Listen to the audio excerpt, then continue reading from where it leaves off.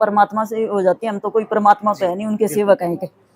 तो जो भी मैंने गलत कह दिया था वो मैं वापस लेती हूँ, और हमारे बीच में अब कोई मनमुटाव नहीं है। हमारी सुलह हो चुकी है, कोई हमारे बीच में यानी मनमुटाव या कुछ भी ऐसा अब हमारे बीच में अब नहीं है। डक्कल गांव से आप पूरे खुश हो? हाँ जी, बिल्कुल खुश पहले हैं। भी खुश इन्होंने थे, अभी खुश हो? पहले भी हम तो खुश थे और अब भी खुश हैं। आज से नहीं, काफी सालों से हमारा लगा हुआ है इस गांव से, आज से तो है नहीं। तो ये तो थोड़ी मिस अंडरस्टैंडिंग होगी, इससे थोड़ा सा हमारा यानी जो भी गलती होगी हमारे से, हम इसके लिए माफी चाहते हैं। और अब हमारे बीच में कोई भी मेरे मुंह से निकले, साध्वी जी के मुंह से निकले गांव के बारे में, इन्होंने अपने शब्द वापस ले लिए हैं। तो मैंने भी अगर कोई गलती की है तो मैं भी उसके लिए माफी मांगता हूं। अगर कोई साध्वी के बारे में, कोई अगर साधु के बारे में कोई गलत बात कहूँ तो वो गलती है। लेकिन मैं, जो मेरा कहने का रीजन था, साध्वी जी ने कुछ हमारे गांव के बारे में जो भी शब्द कहे उन पे मेरे को है नहीं गुस्सा है इस बात का, क्योंकि अगर मेरा गांव बदनाम है तो मैं बदनाम हूँ। तो अगर गांव और सरपंच में कोई फर्क नहीं होता है, गांव समझो एक सरपंच जो एक बराबर होते हैं। अगर मेरा गांव बदनाम है तो ये समझो मैं बदनाम हूँ। मैंने गुस्से में आके ये शब्द कहे हैं, मैंने जो कि मेरी कहने की कोई इच्छा नहीं थी। मैंने जब भी भंडारा चला है तो साध्वी जी के। हाँ जी, नमस्कार जी। आज पूरा का पूरा गामरा में जो मंदिर में काली माता का मंदिर है जो उसमें इकट्ठा है, किस कारण से है? देखो जी, सबसे पहले तो जो दर्शक हैं उन सभी को मेरी तरफ से राम राम। जो आज यहाँ पर इकट्ठे हुए हैं काली माता के मंदिर में, इसी जगह पर जो कंचननाथ साध्वी थी वो 31 दिनों उन्होंने तपस्या की है। 31 दिनों में के अंदर उनके जो यहाँ पर दान दक्षिणा आई है, उसके पास डेली कम से कम भी 50-60 हज़ार रुपये डेली यहाँ से आते थे। जो उसके जो सेवादार हमने उनसे भी आज बातचीत की, उन्होंने भी कहा कि जब हम गिनते थे शाम के समय तो जो 10-10, 20-20, 50-100 के नोट थे वो 32-33 हज़ार हो जाते थे, और 500-500 रुपये के नोट है नहीं वो साथ भी अपने पास रखती थी।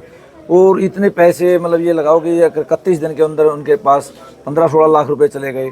उसके बाद 3 लाख रुपए उनको एक गाड़ी वाला दे के चला गया है। और उसके पास बाद भी उनके पास जिस तरह चांदी का गिलास है, चांदी का मुकुट है, किसी ने डॉलरों की माला डाली है, किसी ने पैसों की माला डाली है। तो उसके साधु के पास काफ़ी पैसा आया है। जिस दिन भंडारा था यहाँ, भंडारे वाले दिन भी उसने एक जो अपने बहन बेटे उसको संदूक देते हैं ब्याह शादी के अंदर, वो संदूक लेके यहाँ बैठी हुई थी।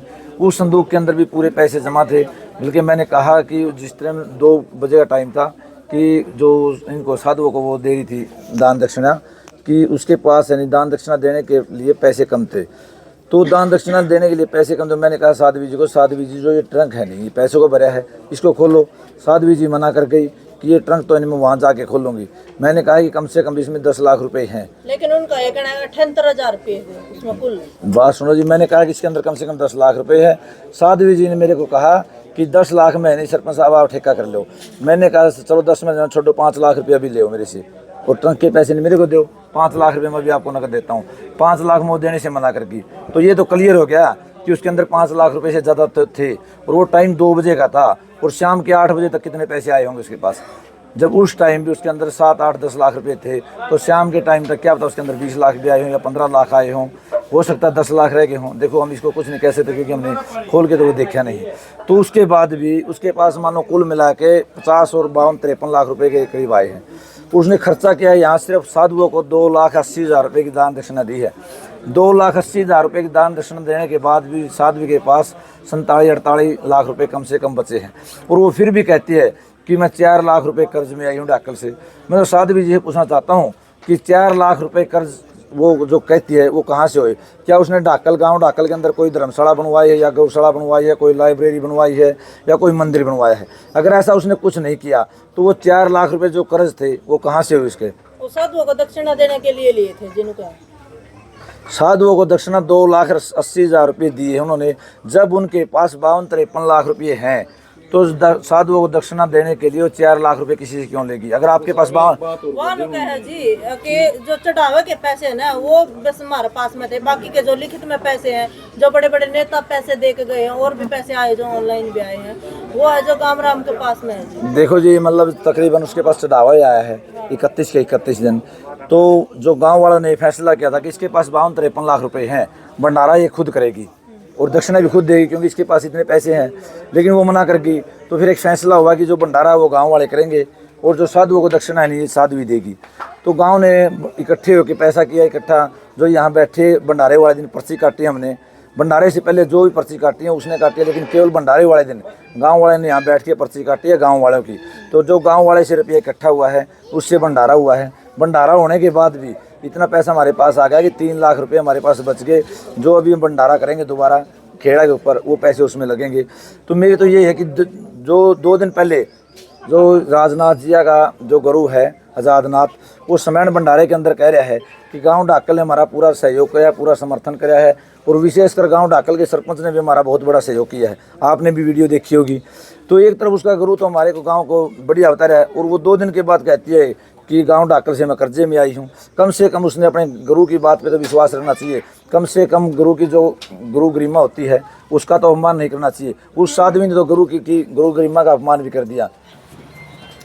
कहते हैं कि साधु भूखा भाव का, धन का भूखा ना, और जो धन का भूखा हो साधु ना। ये धन की भूखी है, साधु मांगता ही नहीं कुछ भी। ये तो भेड़िए की, जो भेड़िया होता है, भेड़िए के शरीर पर शेर की खाल है कि मतलब जो ये भगमा बाणा है नहीं, उसके अंदर है नहीं शैतान है। ये मानो जिसने मतलब जिस थाली में खाया और उसी में छेद किया है। आप सभी को पता है इन बातों का। और जो भी समाज है नहीं, जो समाज है वो बुद्धिजीवी आज के दिन पढ़ा लिखा है, हर आदमी को पता है इस चीज़ का कि उसने यहाँ सिर्फ 2,80,000 के अलावा कोई भी खर्चा नहीं किया। तो वो कर्जा किस तरह कहती है। सरपंच साहब, यहाँ पर अगर बात की जाए पैसे की, तो टोटल पैसा कुल कितना आया? जो हमारा भंडारे के अंदर पैसा टोटल 10 लाख रुपए आया था, और 10 लाख रुपए से हमारा 7 लाख रुपए यहाँ खर्च हुआ है। बाकी हमारा जो टेंट है वो सिंह वाला सरपंच था, उसकी तरफ से फ्री था। जो कूलर थे, टेंट के पैसे भी मैंने दिए। 1 मिनट बताता हूँ आपको। जो कूलर आए थे, उसके जो पंखे आए थे, पर 500 रुपये कूलर, 150 रुपये पंखा, और स्टेज के 12,000 रुपये टोटल मिला के उसके 52-51,000 रुपये बने थे, वो हमने पे किए हैं।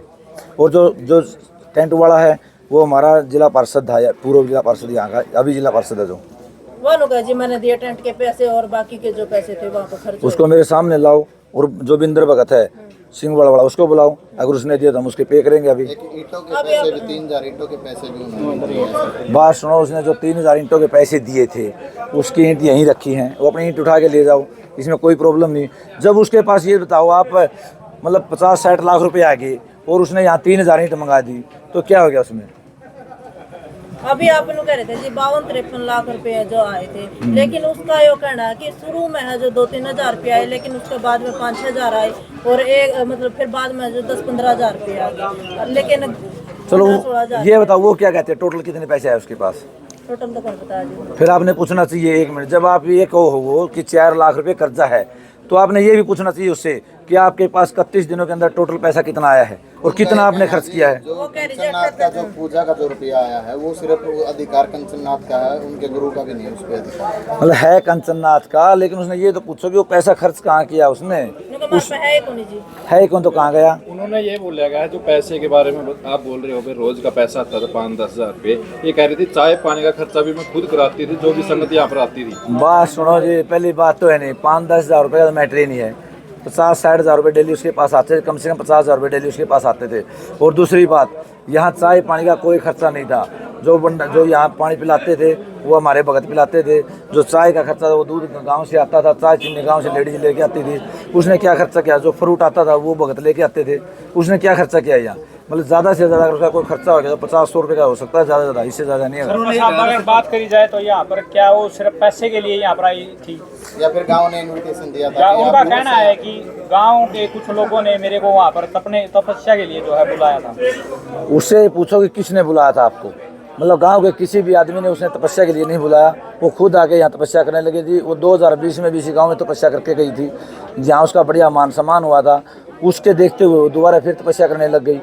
तो अब जो उसकी चोरी है नहीं मतलब है सिर्फ पैसे की है, तो इसको देखते हुए तो ये हुआ कि वो तो ढाकल के अंदर करोड़पति बनने के लिए आई थी, ना कि तपस्या करने के लिए। अगर उसने आत्म कल्याण के लिए तपस्या करनी थी तो कहीं खेतों के में जाके करती, यहाँ बैठने की क्या जरूरत थी उसने काम के नज़दीक। गामरा में जी कंचननाथ के लिए जी यहाँ पे कक्ष बनवाने वाला था, लेकिन ऐसा क्या हो गया जी जो कंचननाथ को यहाँ पे जाना पड़े? नहीं जी, गांव की कोई भी वो नहीं थी इस तरह का प्लान कि यहाँ कक्ष बनवावा। उसने वो 6,000 ईंटें मंगवाई थी। मैंने पूछा कि आप यहाँ रुकोगे? उसने कहा मैं तो रुकते नहीं। फिर कमरा किस लिए? हमने उसको मना कर दिया कमरा बनाने के लिए। लेकिन पहले उन्हें इस वीडियो में कह रहे कि कैमरा में जो कह कि हम कंचननाथ ने आठ जान को नहीं देवा, कि उसका कक्ष है जो उसका रहने की व्यवस्था है जो आड़े करो। लेकिन वो खुद ही मना करके नहीं, वो नहीं बोले हम तो बाणा है हमारा डेरा, उसमें रहेंगे। सरपंच साहब, एक और बात सामने आ रही, जैसे जैसे जो तपस्या का जो टाइम था वो जैसे जैसे बढ़ता गया, 1 2 दिन 4 दिन 5 दिन, वैसे वैसे जो पैसों का बैग था उसका भी जो साइज है काफी जो बढ़ता गया, आखिरी में आके वो संदूक पे आ गया, कह सकते पेटी पे आ गया। वो तो आप सभी के सामने ही है कि उसने पहले तपस्या रखी 11 दिन की, जी। पैसे आते हुए दिखे उसने कर दी 21 दिन की, और फिर पैसे आते हुए दिखे उसने कर दी 31 दिन की। जी। पहली बात तो मैं ये कहता हूँ कि जो भी हमारा माता बहन है, लेडीज है, वो 31 दिन की तपस्या नहीं कर सकती, वो भंग हो जाता है। आप सभी मतलब गृहस्थी लोग होंगे, इस बात को मैं ज़्यादा ना खुलासा करते हुए आप सभी समझते हैं कि जो भी हमारा माता बहन है वो 31 दिन की तपस्या नहीं कर सकती, वो बीच में भंग होती है उनकी। अंत में आप क्या कुछ कहना चाहेंगे सरपंच साहब? जो मैं तो ये कहना चाहूँगा कि मतलब जो ऐसे पाखंडी साधु हैं नहीं, उनसे बच के रहो, और जो कंचन नाथ ने है नहीं जिस थाली में खाया उसी में छेद किया है, इसका बहिष्कार करो। इसमें जो सभी गांव हैं नो एंट्री करो। इसने जो साधु समाज है नहीं उस पर भी कलंक लगाया है, क्योंकि काफ़ी साधु हैं हमारे आदरणीय हैं, पूजनीय, जो बहुत ही बढ़िया साधु हैं। इसको जो इसने ऐसे कर्म किए तो जो उन साधुओं को भी लोग हैं नहीं उसी दृष्टि से देखना लग जाते हैं। फिर जी, पाखंडी साधु किसको बोल रहे सरपंच साहब आप? पाखंडी तो यही है जो पाखंड करते हैं, मतलब जो पैसे का लालच करते हैं, जो पैसे के पीछे भागते हैं, जबकि जो आत्मा कल्याण के लिए चलते हैं नहीं वही साधु होते हैं। और जो पैसे के पास से भागते हैं वो तो सिर्फ पैसा है। सोशल मीडिया के जरिए बहुत से लोगों ने ये बताया कि पाखंड है, आपने उस समय एक्शन क्यों नहीं लिया? आप एक्शन ले रहे हैं क्योंकि एक और बात ऐसी है कि जिस तरह वो सरफ वाली बात नहीं है कि पहले वो घड़ी का जो घड़ी सरफ है कि पहले इस्तेमाल करो फिर विश्वास करो, लेकिन हमारी ये गलती है कि हमने पहले ही विश्वास कर लिया। सिर्फ गलती है क्योंकि हमने नहीं पता था कि इसके जहान के अंदर क्या है। अभी आप मेरे सामने हो, मेरे को क्या पता कि आप किस टाइप के आदमी हो, आपकी जैसी बोलवानी होगी नहीं, मैं तो उसी हिसाब से आप पे विश्वास करूंगा। हमने तो इसको साधु समझ के है नहीं, इन पे विश्वास किया था। शुरू में तो कामराम भी जी संतुष्ट कानों का थे कि कंचननाथ आई हमारे डाकल गांव की धरती और भी पवित्र होगी, पावन हो गई। देखो गांव डाकल तो है नहीं, अब भी संतुष्ट है, अब भी संतुष्ट था, लेकिन गांव डाकल तो आज भी संतुष्ट है और संतुष्ट था। जिस दिन वो विदा करे यहाँ से, उस दिन भी मैंने गांव की तरफ से उनके तीनों को 21-21 हज़ार रुपये दे के विदा किए थे। 21 हज़ार रुपये मैंने कंचननाथ को दिए, 21 हज़ार रुपये राजनाथ को दिए और 21 हज़ार रुपये आज़ादनाथ जो उनका करूँगा उसको दिए। तीनों को 21 हज़ार रुपये दे के वो खुशी खुशी यहाँ से गए थे। पता नहीं उनको किसने फूक भरी क्या कहा, तो वो है नहीं पैसे के वश में आ गए। उन्होंने सोचा कि जो भंडारे के रुपये थे वो गाँव के पास 3 लाख रुपये बच गए।